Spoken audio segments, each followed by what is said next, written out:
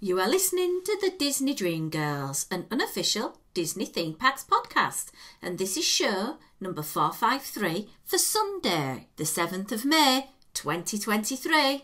Where dreams begin. Hello and welcome to the Disney Dream Girls. My name is Michelle Young, and together with my jolly good chum Jane Phipps, we are your guides to the place where dreams begin. Hello there, Jane. Hello there, Michelle. How are we this fine May weekend when it's been all very festive over here in the UK? Feeling darn well patriotic, my love. I've got my little flag and I'll be waving and shouting on Charlie while feeding my face on a ray of a delightful classical afternoon tea, but at 10 to 11 in the morning. Is that when it's happening? Well, you know what it's like with something like this. There's all the build-up stuff. Then there's the actual thing, and then there's all the bits afterwards which are a bit boring, i.e. and the carriage is now going down Pall Mall and everyone's waving their flags, and it's just like, no, I just want the real meaty stuff. Whilst I'm doing other bits around me, I may have to indulge in some wonderful ironing and eating and knitting to sort of, you know, get through the day. But it's a really nice day for the United Kingdom. Absolutely. To celebrate this, and I'm looking forward to having a long weekend. So thank you, Governor. I'm going to say, that's the benefit that we take from this, isn't it? We get an extra day off. We get a long weekend, and May, oh my, what a lot of bank holidays we've had. I know, May is, I think, more bank holidays than it is working days, so that's what it feels like. And I'm not even working. Well, next week we have the Monday off. Then, yes. Oh my word, we have to do a 5-day week, but then we get a week off. Wow, 5-day week. What's that about, Michelle, eh? I know. I just can't believe it. It's gone to May half term already, and I'm so giddy about it, so excited about it.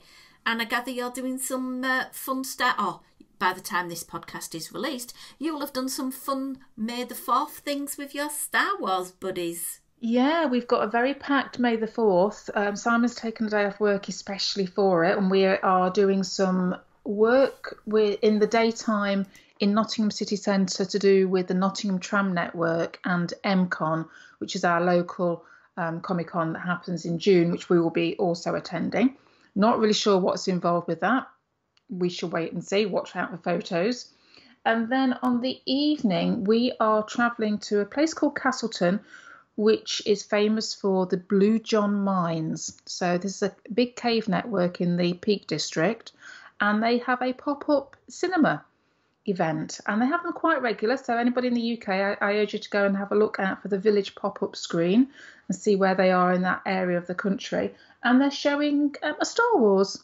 They're showing Return of the Jedi because it is the 40th anniversary of said film, and it's May the 4th. So with our East Midlands Garrison chums, we are heading up there to don our attire and pose for photos and help enhance the festivities up there. And hopefully it will also mean that we'll get to be able to watch the film ourselves as well. Although I think we might end up missing the last few minutes of it from the schedule that we've been given so far. We do have to be in kit again at the end of the movie as the crowds are dispersing. So, but I think I've seen it a couple of 3 times, so I don't think missing the end will be too bad. So which kit will you be wearing?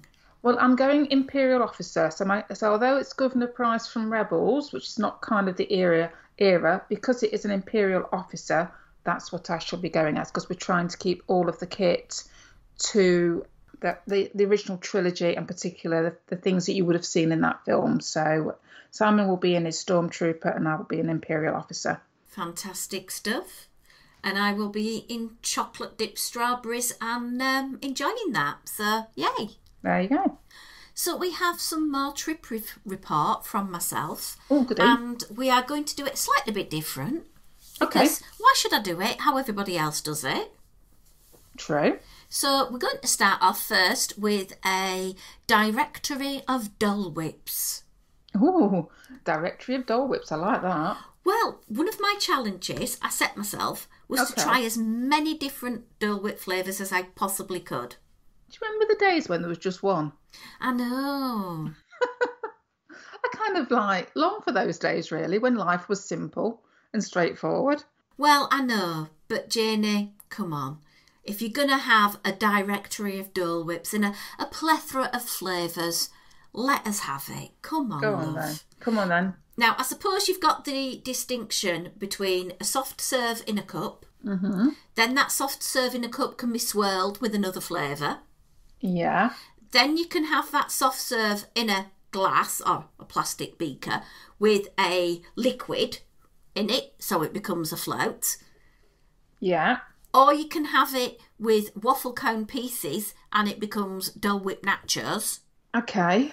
And you can even have it on top of the pineapple upside down cake. I feel like I should have been taking notes at this point. You should, Janie. You should. I'm going to start talking about what is available at the Sunshine Tree Terrace. This is one of the 2 places where these type of swirly drinks are available in the Magic Kingdom. So, let's talk flavours at the Sunshine Tree Terrace. Okay. You have your chocolate and vanilla soft serve swirl. Mm-hmm. You have your orange cup. This is not to be mixed with the citrus swirl. No. Totally different babies. Mm-hmm. Then you have strawberry. Mm. Then you have the orange cream. Mm. And then you have vanilla. Mm-hmm. And they're the basic ones that you can mash up with all sorts of things, because you can have under your Dole Whip in a float root beer, Diet Coke, strawberry Fanta, Sprite, Powerade Mountain Berry Blast, orange, Coca-Cola and strawberry soda. I've never been a float girl though. Well, to me, the ice cream melts really, really quickly, particularly on a hot day, and then it makes the drink taste not like the drink tastes. Yeah. It's that thing of like a semi-solid and liquid, I don't know. You know, some people have things about textures and stuff. That's one of those textures that just doesn't work for me. True. One of the things that I absolutely adored from here, and I know it's a favourite with a lot of our listeners, I Lava You float. Oh, okay. And this is Fanta strawberry soda and passion fruit flavour, served Right. with Dole Whip orange and topped with popping candy. I'll have the Dole Whip orange and popping candy. Yeah, I really love that flavour combination. It's really good. However, it's not my favourite at this particular place. So what is your favourite? It's a citrus one. Oh, okay. So, yeah. But it's, you know, you can't beat it. You can't beat No. it. Straightforward. Another place just literally round the corner is the Lower Isle. Yes. And here you have the ultimate of decadence in all wondrous formats. Because if you thought Sunshine Tree Terrace brought a good game to Dole Whips, then the Lower Isle does it better. Wow. We have flavours such as raspberry, pineapple and coconuts. Ooh. Now, a new to me treat this time was the coconut cup, but I had it as a tropical serenade linked to the Enchanted Tiki Room. Curing. Oh, so what's a tropical serenade then? It is pineapple, orange and guava juice, i.e. POG, to those of you. Of course. If you know, yeah. you If know. you know. Yeah. With coconut soft serve, which, oh my word, it is the creamiest, the tastiest, the most delicious, beautiful Dole Whip ever. And then you get an upside down pineapple cake pop. Oh my word, that was just, I'm not kidding. I love my Dole Whip, I love my citrus swirl, I love the original, but the tropical serenade just took it to a completely different level. Wow. But you can get your raspberry swirled with pineapple. You can get it swirled with the coconut. Just go for it, guys. Not kidding. So the Magic Kingdom, the game is good. The game is good. Can it be beaten though? Well, is it substance over style though, I ask Janie? Oh, okay. Because over in the Magic Kingdom, I'm going to keep there, at Storybook Treats, you can get the Snow White cone. Now, they keep chopping them out and they keep putting them in different dwarfs or Snow White every now and again. Yeah. But the best, the classic, is the Snow White cone because it has a lemon Dole Whip. Ah. And it's a fight, Jane, for me, to be honest, between the coconut and the lemon, because the lemon is just that right amount of tart to be refreshing without making you want to pucker your lips up. I know exactly what you mean, Michelle. So good, so good. But then you also have another place that you can go at the Animal Kingdom, and you can have a pineapple strawberry Dole Whip at Tamu Tamu. Mm-hmm. At Typhoon Lagoon, you can have at the Snack Shack mango Dole Whip.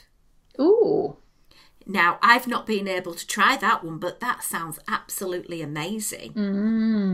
Yeah. They also have the Hey Hey Cone, which is pineapple and raspberry swirled.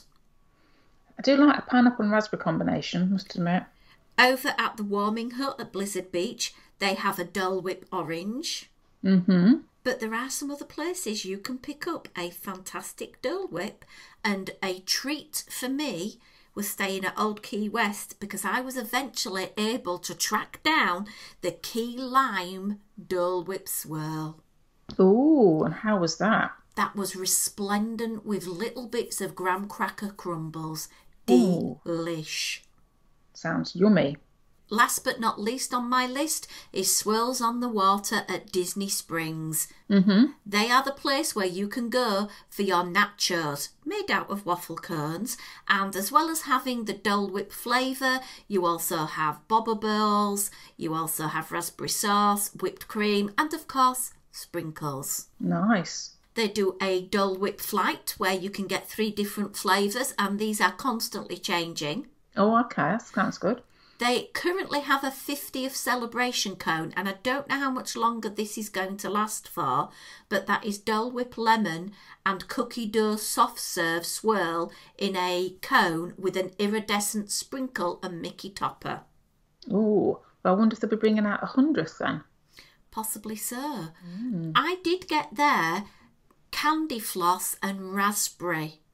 Okay, and how was that?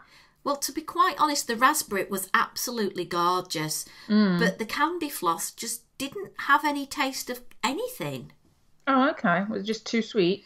It just didn't taste of anything. It was just Oh. cool. There was no taste to it. So Oh, I that's felt a bit disappointing. disappointed. However, I do know that you can have a Dole Whip alcoholic float there with Captain Morgan Original Spiced Rum or Malibu Coconut if your float fancies it.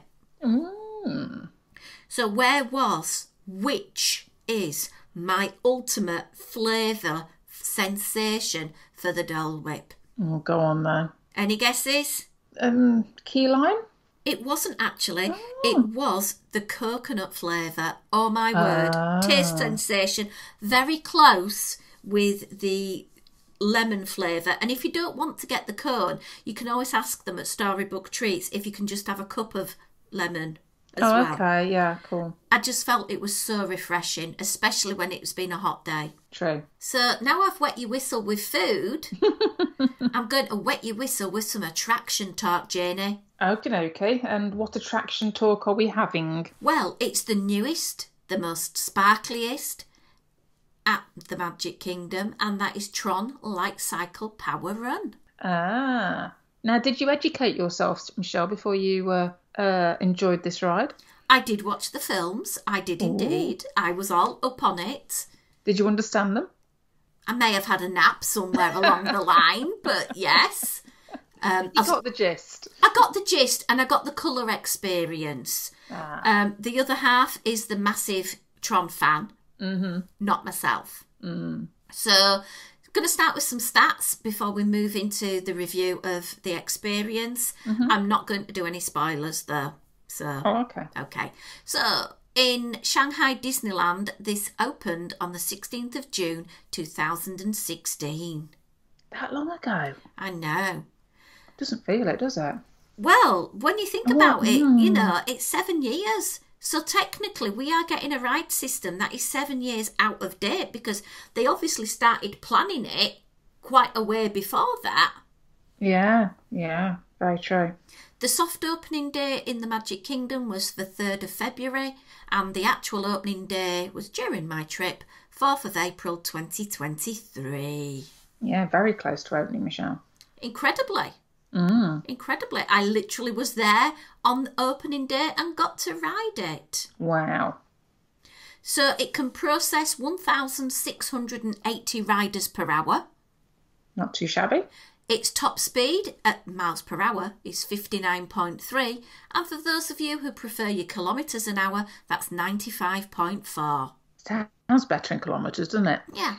It's 966 metres long, and it's 23.8 metres in height. Right. Whilst experiencing the attraction, you may face forces, G-forces, of up to 4.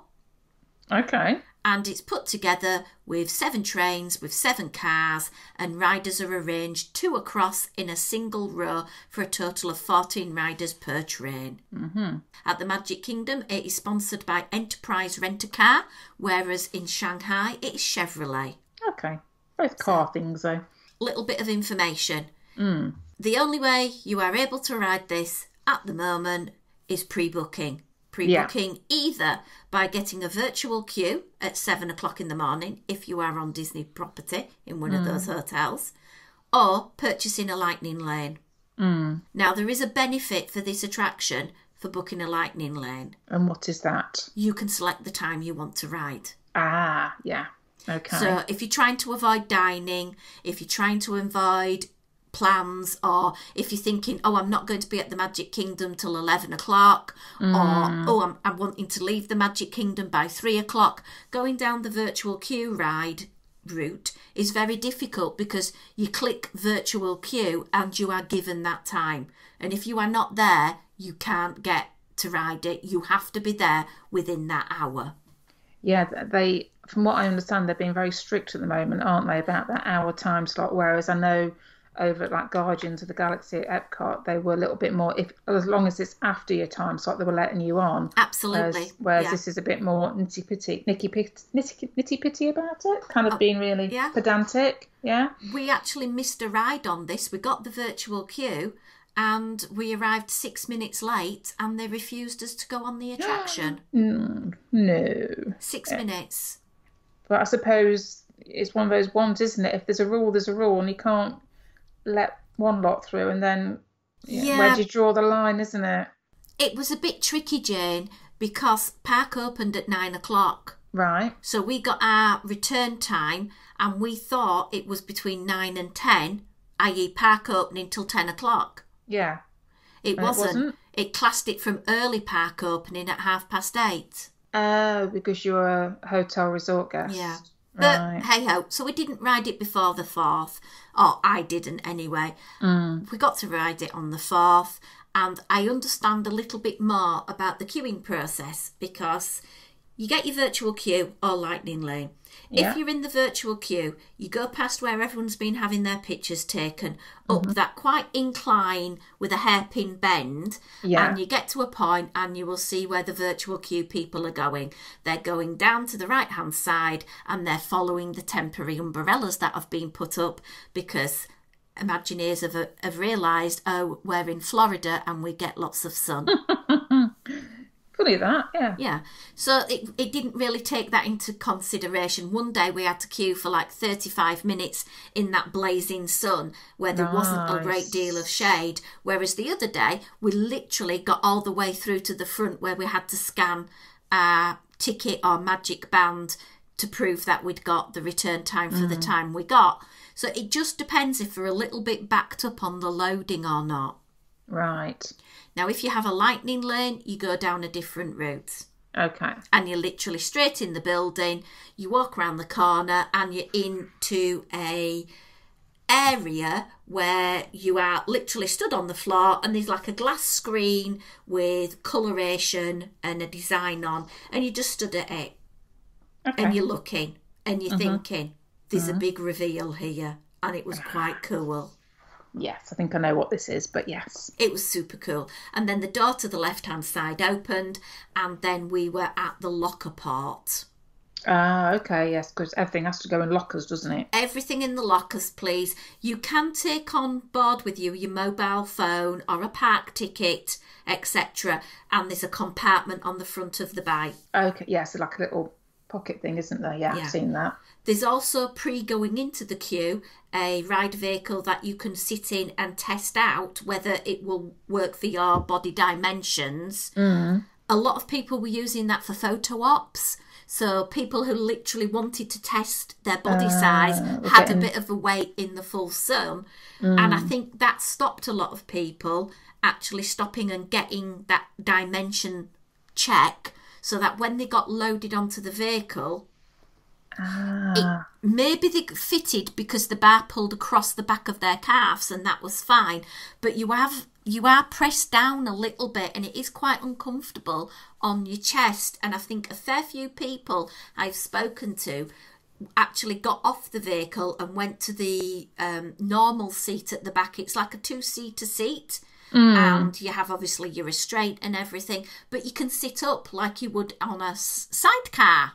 Yeah.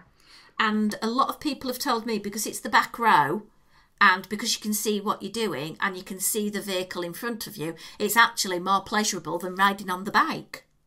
So there could be an issue here with people wanting to purposely ride in the back seat then, isn't there? Top tip.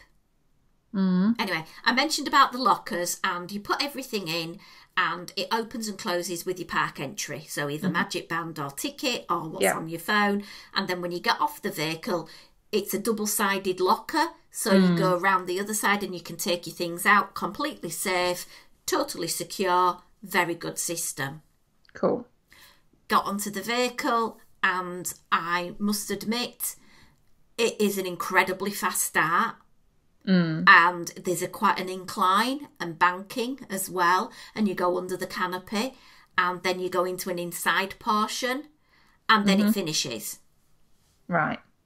They do claim on Wikipedia that it lasts 2 minutes. Well, if it is 2 minutes, I think there's a time portal issue going on, because it wasn't 2 minutes. It is an incredibly quick roller coaster to say that we have waited such a long time for. And you go through such an experience to get it. So, is it a thrilling roller coaster? Absolutely. Absolutely. For the Magic Kingdom, it brings in that layer of complexity and thrill that hasn't existed there apart from in Space Mountain. Yeah, okay. It is a good attraction. They have really thought about the environment, the lighting, the lot. I do think it's a good attraction. But the problem I hate is these virtual queues of having to get up at 7 o'clock in the morning to get booked to go on an attraction. Yeah, I must admit, it's kind of, I mean, I've never experienced it, but it just kind of winds me up a little bit. I mean, I think as we're recording this today, I think there's rumours going around that interest, shall we say, that Disney are actually canvassing guests about the virtual queue over at Guardians of the Galaxy, because that's obviously still up and running at the moment, and there was a lot of rumours that would disappear once you'd got the queue over here for Tron.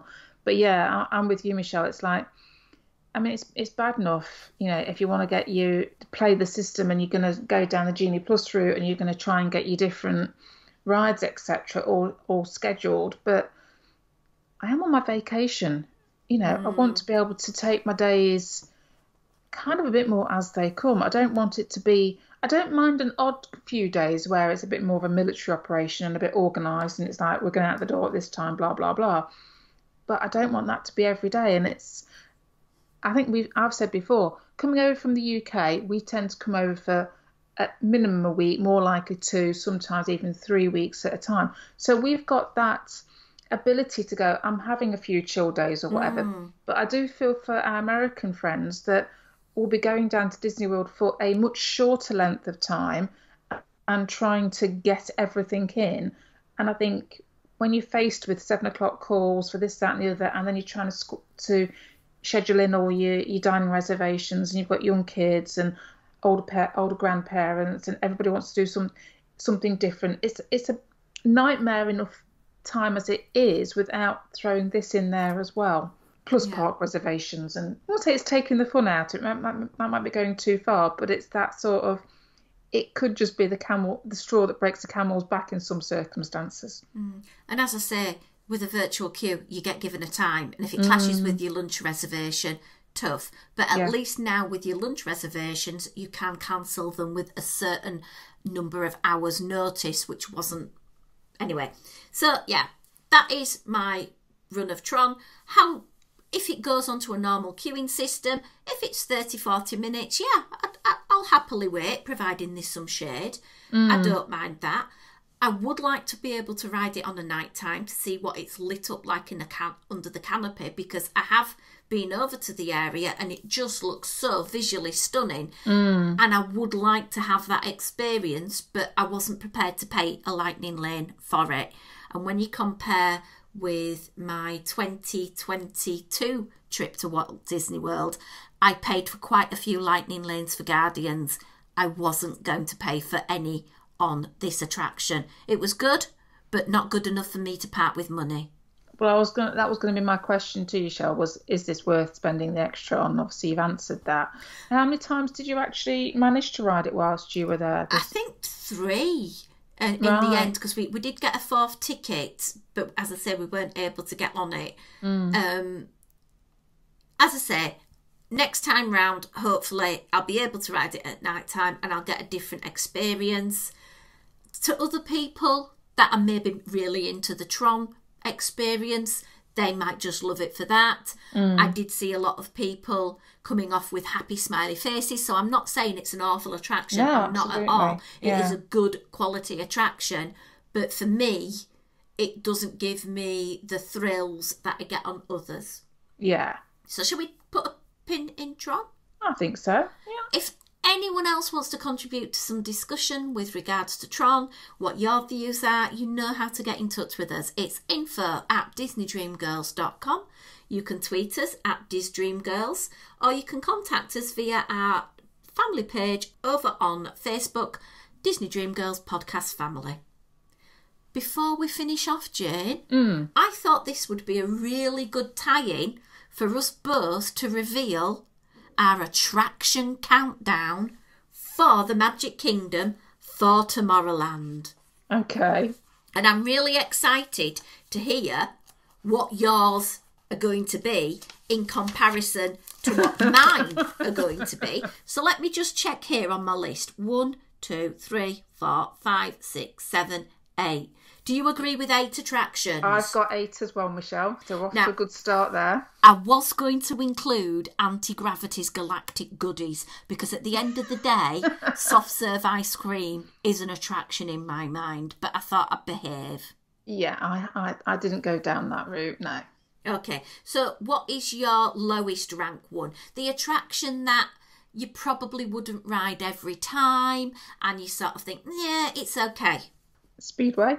Speedway. Ooh. Jane's in at number 8 with the Tomorrowland Speedway. Number 7. I feel like I need to do that music. Da, da, da, da, da, da, da. Go on, number 7. Astro Orbiter. Okay. Number 6. Monsters Inc. Laugh Floor. Of course. Number 5. Space Mountain. Oh, well, I thought, you know, at least Jane might get a ride on Space Mountain again at some point. Okay. Yeah. I'm feeling happy. Go on, number 4. Tron. Okay. 3. So this is getting down to the ones that are non-negotiable, must ride every time. Buzz Lightyear Space Ranger Spin. You're putting Buzz Lightyear above Tron. Yeah. Buzz Lightyear. Yeah, because I don't know what Tron's like and it's a roller coaster, so, you know. Okay, everyone's entitled to their opinion. Yeah. Number 2. Carousel of Progress. I know what's going to be number 1. Well, of course, it's a people mover. Duh. Tomorrowland. Number 1 attraction from Jane Phipps. You heard it first, ladies and gentlemen. It's the Tomorrowland's TTA.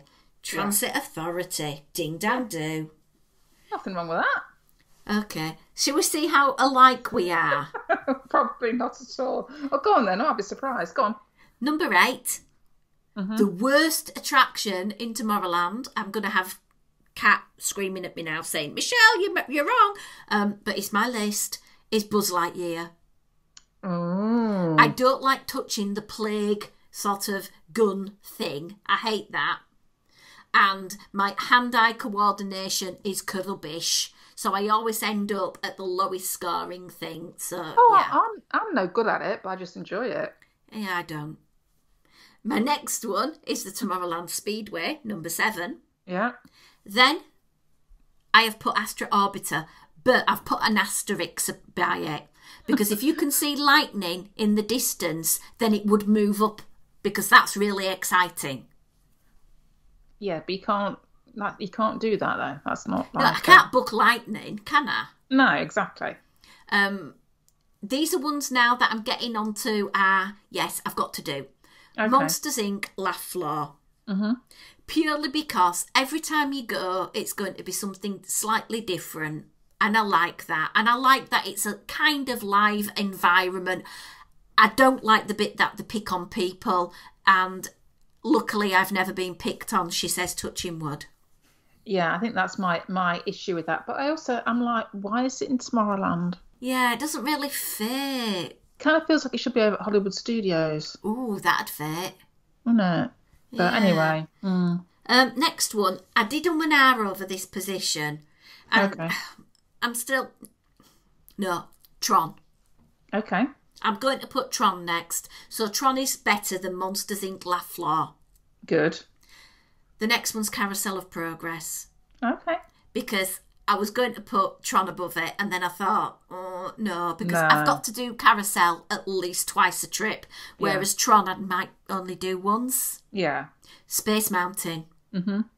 And my number one is the TTA. Because it's a classic and you can't go wrong with it, and you get to sit down for 15 minutes. You get to sit down, you get to see the sights of the Magic Kingdom, you speed up, you slow down. If you're lucky, you might get a glimpse into Space Mountain with the lights on. Yeah, You might so even much. get it to slow down and brake, so you have to be evacuated off it. Such fun. Yeah, might be fireworks at night time. Oh, who knows? Yeah. And it is good to ride it at night time. And as you say, timing it with fireworks, I've done a fair few times. And it is amazing. And yes, if I was going to say which is the most thrilling attraction in Tomorrowland, then obviously I'm not going to say the TTA. No. But if I'm going to say these are the attractions that I prioritise my attraction time on, then yeah, it's got to be my number one is TTA, Space, Carousel, then Tron. That's fair enough. And as I say, maybe after I've ridden it at night time, it might ump up a few places. Oh, who knows? Yeah. But it just goes to show, doesn't it, from our relative list? Yes, we have some things that are in common. We've both got Astro Orbiter and Speedway down the bottom of our list, but we've also both got the TTA at the top. But in the rest of it, you know, we all play to our strengths, don't we? We all like different things. I would like Tomorrowland Speedway a lot more if, 1, it wasn't so stinky and smelly, and 3, if it didn't take up so much space. Well, that's it. It takes up a lot of landmass. It's noisy and it's smelly. Yeah. If they made it shorter so that people can still have that experience of autonomy and being able to drive their own little vehicle, even though it's on a track, then brilliant. Just make it a bit smaller. Yeah, find something else to go there. Yeah. I'm not saying bin it, I'm just saying improve it. Yeah. You know, Fair enough. simples. Yeah. So that's about it. But I will not hang up the microphone today without saying one amazing thing. Okay. Do you know who Tony Baxter is, Jane? I am aware of Mr. Baxter, yes. I'm aware of Mr. Baxter. I've met Mr. Baxter. I know. Very gel. Oh, he's such an amazing man. Really is. The only reason we got tickets for this event was because Stephen and Laura had been on a deal with another travel agency where they'd paid money to attend a Give Kids the World fundraiser. Oh, okay. And for the hurricane Yeah. landed while they were there, it got cancelled. So this Right. was the rescheduling. So they got tickets and there was only limited for 300 for the Friday night presentation on Big Thunder, and then 300 for the Saturday on Epcot, which, to be honest, it was basically 80 minutes on how Figment came to be. Sounds lovely. Oh, Jane, it was fantastic. Obviously, we paid the donation towards Give Kids the World, and fantastic charity. And I didn't actually know until I came back that one of my neighbours had a daughter that had a very rare genetic disorder, and they'd actually had a visit to Give Kids the World. They had a Make-A-Wish come true. Oh, wow. So that was, knowing that, I know their daughter unfortunately and sadly passed away. They still have all of those memories with her at that village. And when we got there, we had a little golf cart tour of the village, and it was so amazing. I'm not kidding. No wonder people say it's a magical place. You say Disney's magical, that place is even more magical. Oh, wow. The houses are themed. Everybody goes over and above to personalise the experience for the Wish family to make sure that it is absolutely the best experience possible. And I know in the past we've raised money on the podcast when we did our weekend meet a fair few years ago now, but it just makes me really very proud that we've done our little bit to fund people being able to go and have this experience with their loved ones. Yeah, very special. At a time of challenging circumstances. So we paid that, and we got there, and there was a silent auction going on at the back. And there was all the rows of chairs, and I put my bag down and I got a seat at the front row. And Stephen just said to me, says, Michelle, Tony Baxter's over there, and he's on his own, and he's signing people's things. Well, Stephen was a tad upset at this point, and I know he's going to listen, and I know he's going to message me, and I'm just going to rub salt into your wound a little bit more, Mr. Klimowska, because literally that day he had been to the Magic Kingdom and bought the Golden Figment statue. And guess where it was when he got to meet Tony Baxter? In the hotel room? Absolutely. Oh, no. We didn't think there was an opportunity for us to get things signed by him at all. Okay. There was in the VIP package, but it was a little bit out of our price range. So when we got there, it was like, well, what have we got? Well, luckily for me, I was dressed as a Figment fan, because I had my Figment skirt and my Figment t-shirt and my brand new Imagination Institute Figment ears. Okay. So I went over and I started chatting with him, and I said, would you mind signing my ears? So it's written on the back, for Michelle, Tony Baxter. So they're now going to go with a picture in a shadow box, never to be worn ever again. I was going to say they need pride of place, they do, Michelle. Absolutely. Such a lovely man as well. He was admiring the outfit, my skirt and all the details and everything. I had a little chat about our good friend Terry Harden with him as well, and that, that the work that he'd done over at Disneyland Paris as well on the Dragon and everything. So, so fortunate to get that sorted. And then Stephen and Laura, they had some pictures, so they got a picture and Tony signed that for them. Lovely. Why am I mentioning this about Tony Baxter? Well, why are you mentioning it, Michelle? I recorded the presentation like other people there were doing, and I have stitched it together and saved it for prosperity. And if you want to listen to it, it's very simple. All you have to do is go to patreon.com/Disney Dream Girls and support us. Support us financially, and then you will be able to listen to not only the 80 minutes of audio from Tony Baxter, but all the other exclusive episodes you can. So what I'm going to do is, for this month, I am going to make a personal donation to Give Kids the World, to say thank you to Give Kids the World once again for the event and enabling me to share it with as many of our listeners as possible. So if you do want to hear it, pop on over, and as I say, $5 plus a month, you'll be able to listen to that and over 200 other podcasts that we share, because we always try to do at least one, if not two, if not 3 Patreon shows a month exclusive. Yeah, just something extra, isn't it? Yeah. Right, lovely. I think I'm going to put a wrap on that, and we'll be back next week. Okay. With a fun show. Of course, as always. I think I need to talk about my bonkers bread pudding challenge. From one challenge of food to another challenge of food. I set myself these challenges just for the listeners. The sacrifices that you make, Michelle. I had no enjoyment whatsoever. And believe you and me, some of those puddings gave me no enjoyment at all. Oh, next week, folks, next week. Some, oh my word, it was like angels dancing on my tongue. But I will share where you will be able to find the best bread pudding in Walt Disney World next week. Plus lots more. So until then, it's a goodbye from me. And goodbye from me.